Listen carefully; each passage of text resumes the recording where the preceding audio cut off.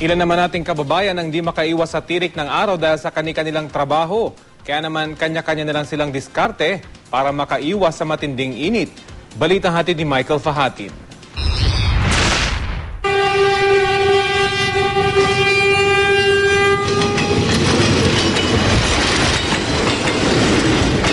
Simbilis din daw ng tren mag-init ang katawan ng mga taong nakabilad sa araw ang trabaho sa mga panahong ito. Ayon kay Bonjing Espasol, crossing keeper ng Philippine National Railways. Di naman daw pwedeng sumilong siya dahil buhay ang kapalit ng kung iiwas siya sa init.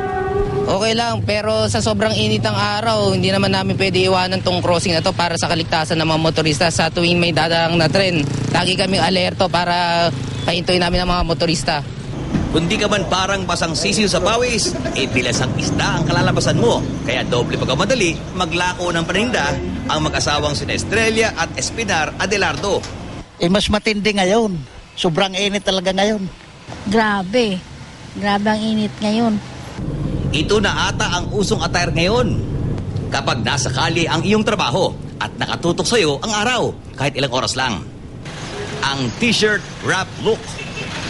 O t-shirt na binalot sa ulo at nakalabas lamang ang mukha o mata mo. Tulad sa suot ni Ricardo Alvarez na isang kartero. May talukbong ako, sombrero.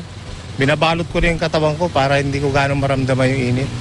Ito pang isang style, ang pong-pakong look. Minsan mo na rin sigurong nasubukan ito kapag wala na talagang maikupli sa ulo tuwing mainit o kapag umuulan. Nagtatakip na ng damit para maiwasan yung init. Ito mahirap kayahin. Ang binibenta nilang mga mahabang upuang kahoy ang mismong pangontra sa sikat ng araw.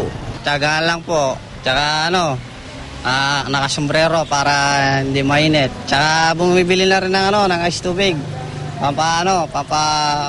Pampatanggal ng uwaw.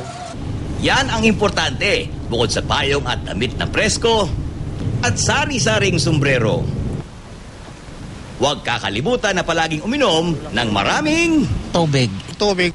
At ng malamig na tubig para maiwasan namin pagka-heat stroke sa sobrang init ng araw na to. Michael Fahatin, GMA News.